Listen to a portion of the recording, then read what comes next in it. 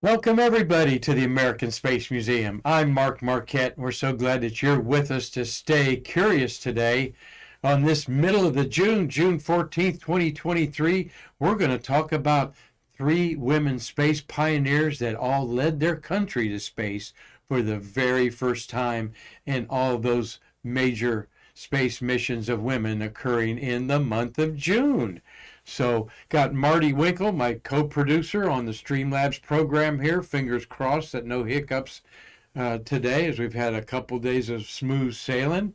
Marty, we're going to talk about astronauts, cosmonauts, and tachionauts. And Marty, what's the difference? Do you know? Yes, I know. Not a darn thing. Not a darn thing. They all mean star travelers in their language. And we're going to feature today these three ladies. You may have guessed them already. Forever, their first women in space. You have the Russian Valentina Tereshkova, who went to space in June 16th, 1963, at age 26. Then, of course, American astronaut Sally Ride, at the age of 32, traveled to space in 1983, 20 years after Russia basically did a propaganda stunt putting the first woman in space. And then China joined the Females in Space Club on June 16th, 2019. And Marty, I think we lost the power cord or something. No, we didn't. All right. I saw something fall there, but I think we're good there.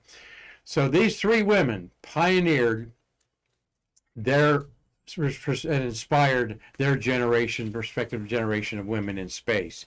And we're going to talk about all three of them, give you a short bio and what they did in their lives. And a lot of us don't know about Leo Lang. Leo Lang is, I think, how you say that. We looked it up. And she returned to space again just a year ago, was up there for 6 months. She's a good candidate to be the first woman on the moon, if it is indeed a Chinese or an American. China's announced an ambitious moon program. They want to land before the end of 2029 in that time frame. And of course, our Artemis program is wanting to go back and return to the moon and stay sometime hopefully in 2026.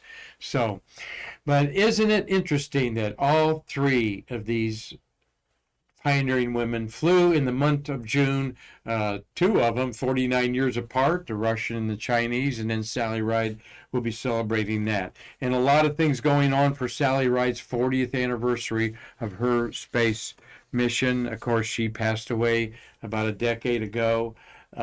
The Russian Tereshkova, she's still alive, age 86 years old. We're gonna boo and hiss her in a minute here about her political views.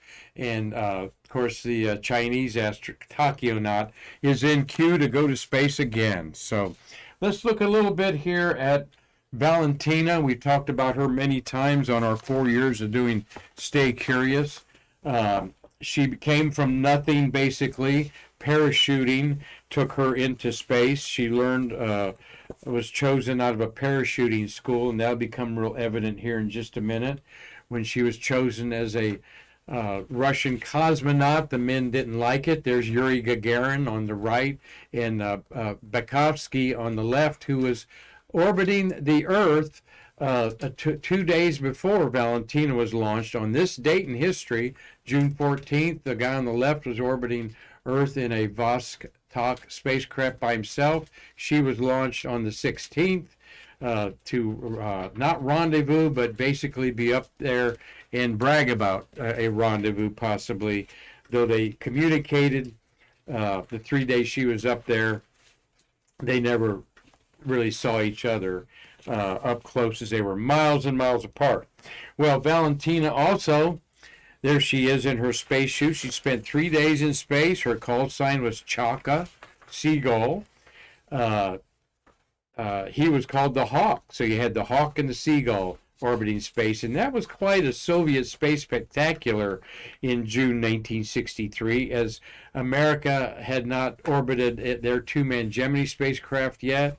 And That had come in 1965. So the world perceived that Russia was way ahead, having two space vehicles orbiting Earth at the same time, including the first woman. She was also the only woman still to fly solo in a spacecraft. And there is the Vostok spacecraft, a basic sphere that was heavy weighted for the reentry heat shield on the bottom. The support system separated there with, you see, the round propulsion containers and avionics and so forth like that.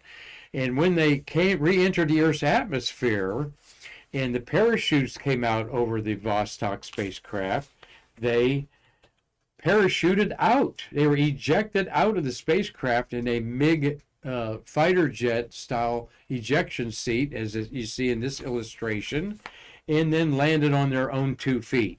Now, Russia kept this a secret until the 1970s, so we didn't know for decades afterwards, basically, that the Russians had not landed with their own spacecraft, that all 6 of the Vostok, 5 men and 1 woman, had landed on their own 2 feet. All right. So here is her in a simulation. I don't believe this is actually in space. What she did a lot was talk to the communist countries beneath her. She orbited, which Russia, the USSR, very much the same communist country it is today as Russia. So she definitely became a person that was going to be famous forever in Russia, and still is. There is her spaceship as it landed. You see the reentry scorching there and the parachute in the background there. But she landed separately up to a mile away, these cosmonauts did, from their spacecraft. Well, if you know anything about your Russian communist history of the 60s, Nikita Khrushchev was their leader, somewhat of a tyrant, wanting to control the space agency he had as his pawn. There is Khrushchev on the right with Valentina Popov, and Gagarin is on the far left there. She's being touted in Red Square for her accomplishments, and always the political propagandist, Khrushchev, actually orchestrated the marriage of her to another cosmonaut. All right. And the pair were literally ordered to be married. And Nikita Khrushchev gave the bride away. Okay. And that was on November 3rd, 1963. I'm not a very quick shotgun wedding there, if you will, to Adrian Nikolov, who had flown in space also. And they were also, I think, commanded to have a baby, so Russia could tout the first space baby. And indeed, Ilana Tereshkova was born, and she has become a doctor, and I understand. And Mom, there they are. There's the wedding, November 3rd, 1963. A very formal, yet not a small wedding. They didn't get everybody that wanted to come to it, but they lived in privilege until they were divorced officially in 1982. And Tereshkova did remarry a heart surgeon until he died. There's her official cosmonaut portrait. And here is what she looks like a few years ago there in the Moscow Politburo. And I was looking up a little bit of her history and wanted to know where she stood on this whole deal with Ukraine. Well, she voted to go into Ukraine, and therefore the U.S., no one in the U.S. is allowed to talk to her, Marty. So she has been banned from the United States. Americans are banned from communicating with her, including NASA, any astronauts, that type of thing, because she took a stand voting for the Ukrainian invasion in there. And so she's had her hand out to be greased many times, I'm sure, in the Moscow Politburo, but you got to give it to her. The only woman to fly solo. Now, almost 20 years later, right before the flight of Sally Ride, they launched up Svetlana, a true cosmonaut who went through the cosmonaut training, and she did a spacewalk. And I've never seen a picture of Svetlana, the second woman and the second cosmonaut Russian to go to space. Never seen a picture of the two together. And I kind of gather that Svetlana doesn't really consider Valentina Tereshkova a true cosmonaut, hasn't gone through the trainings that she did in a spacewalk. So, well, that's up to the cosmonaut that shares June as being the historic person that will forever be in space history. And now let's look a little bit here at Sally Ride. Of course, we've talked about Sally Ride many, many times. Have talked personally to people that have known her. She was born May 26, 1951 in Los Angeles, California, Encino area. And her, the American Space Museum is proud to honor her with her hands in bronze at a Woman in Space gallery. Our godfather, Charlie Mars, was lucky to be at the right place at the right time with all the ingredients he was doing to harvest those handprints of over 30 Mercury, Gemini, and Apollo astronauts, and we got about a half a dozen shuttle astronauts like Sally. She rode to space, of course, June in 1983, the youngest American astronaut at the time at age 32. She died at age 61 of pancreatic cancer in 2020, and she's interred at the Woodlawn Memorial Cemetery. But her lives on forever in the hearts of men and women. She's inspired many a woman, and the more I read about her, she inspires men like me to reach your dreams, do what you want to do. And one of her famous sayings is, "You can't be what you can't see."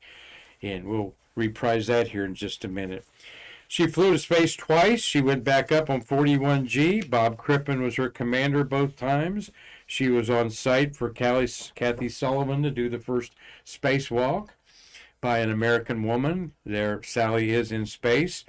She was also on both presidential commissions investigating the Challenger and Columbia fatal accidents.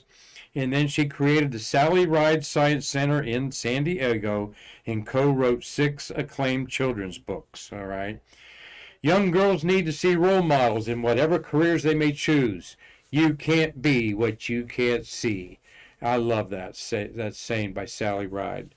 In 2019, Mattel did a Barbie doll of her likeness in their Inspiring Women series. And we're so glad that she does inspire women, even though she's been gone from us almost over 10 years now. She did not want much media attention. I've heard this. In fact, we have got one of her, John the Fabian, that rode to space with her on STS-7. Marty, you saw John out there at the Space Center the other day, and you said that he talked about Sally Ride and that mission. Yeah, he definitely did. Yeah. You know, one thing I've heard him say, Marty, about it was that she would not make a public appearance without her crew. She would not go on the Letterman show, for example, by herself, or anywhere. They had she was invited to Washington to meet President Reagan, and she said, "Well, I'm bringing my other crew with me," and she did. So Norm Thagard also pointed that out on STS-7. So what a classy woman. She did things her way, and it was very effective. And as we honor her around the country with different things going on to the 40th anniversary of her STS-7 ride, they're doing things at the Smithsonian. I'm looking for my notes on that, Marty. If I could, where did I put those here? They got away from me there.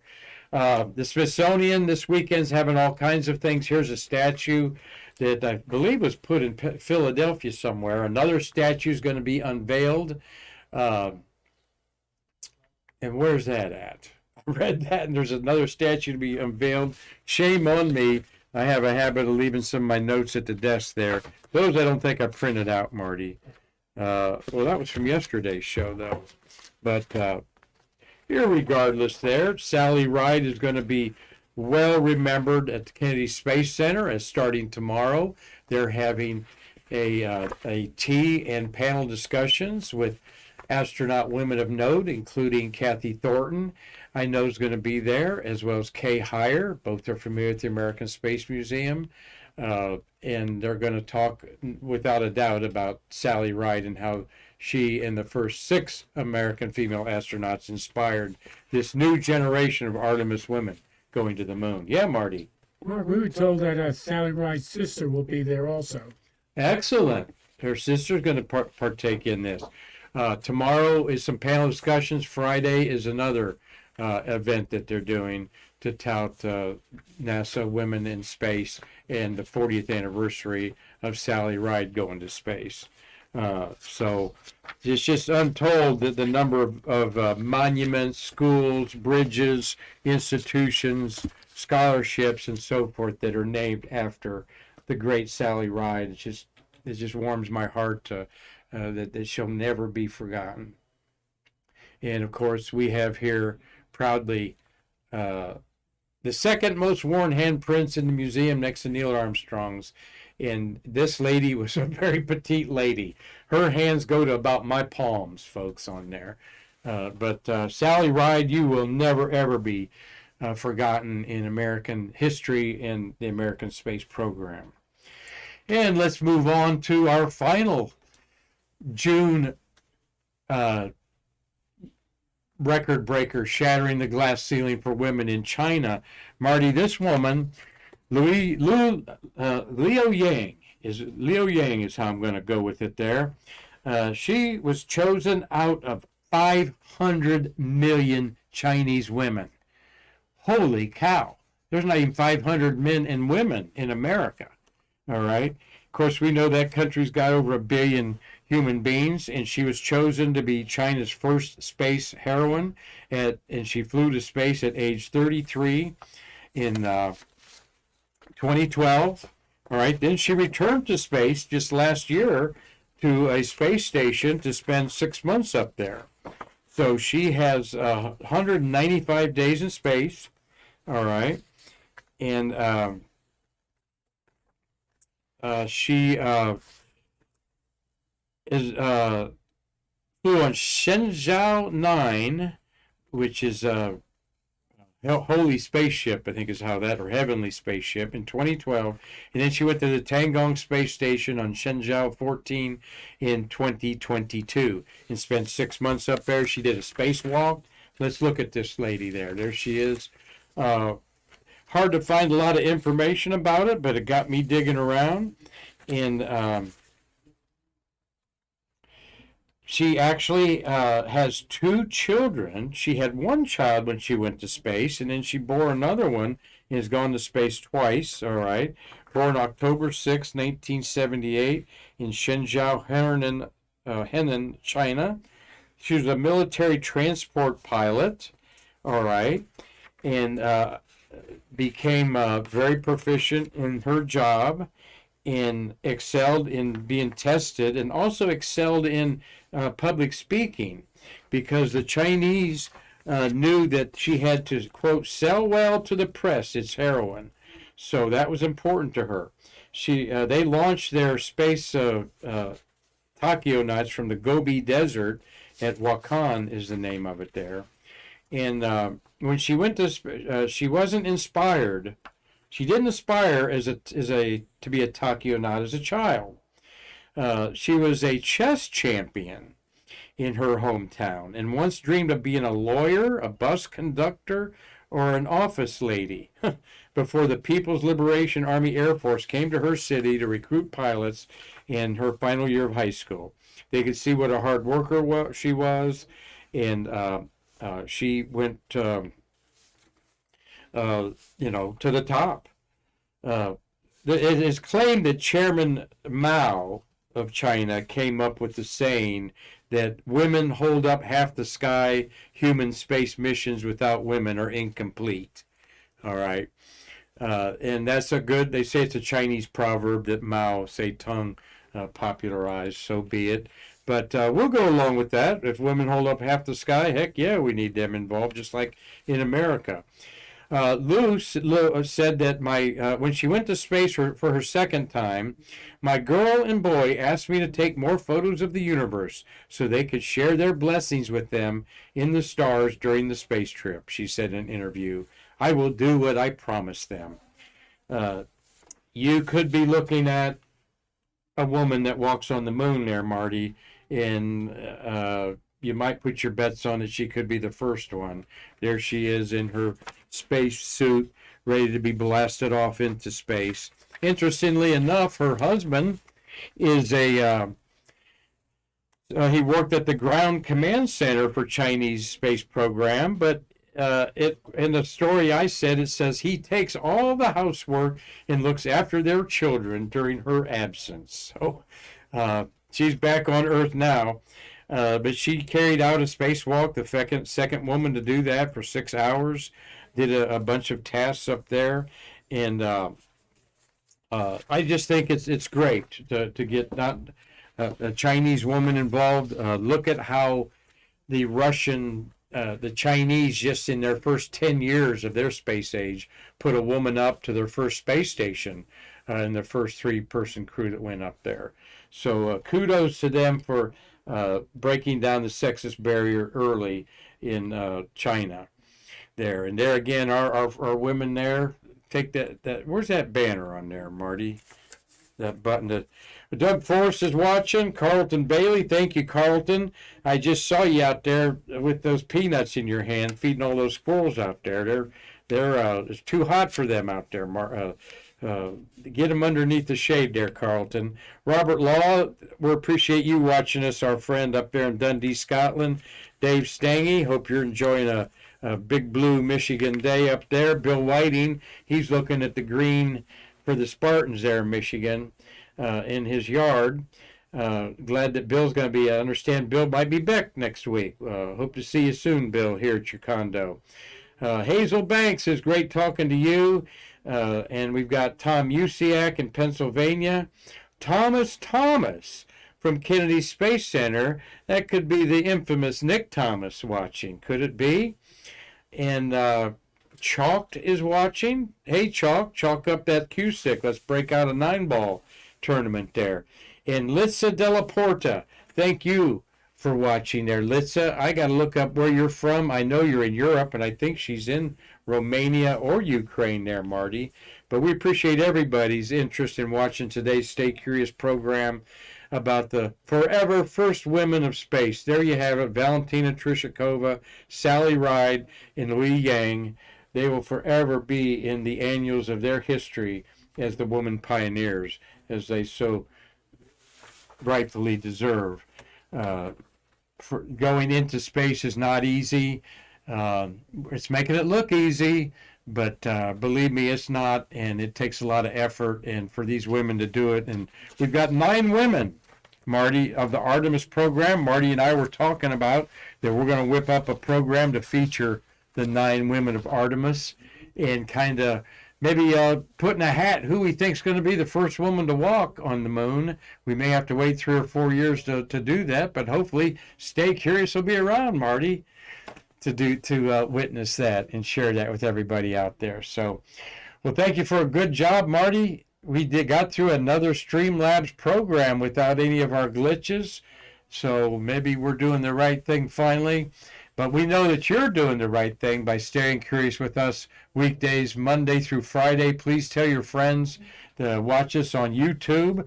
We're going to move the whole thing from Facebook to YouTube, and just tell you on Facebook to watch us on YouTube soon, because that's where we can monetize this. And our nonprofit, the U.S. Space Walk of Fame Foundation, definitely needs bushel baskets full of $100 bills to keep us open here. So if you find it in your heart to help us, go to our website. We have an easy donation button there. If you want that money to go for Stay Curious, you can put that in there, as we are about to buy some new equipment to take us on the road soon. So just tell your friends that we offer space program like we feel nobody else does, particularly touting the 3-decade space shuttle era that has changed the way we live here on Earth. You better believe it. So Well, until tomorrow, when we come back with a program about two space missions 50 years apart that really shocked astronomers, we're going to tease you with that. So you come back tomorrow to stay curious. Until then, I'm Mark Marquette saying, I can't wait to see you in our museum.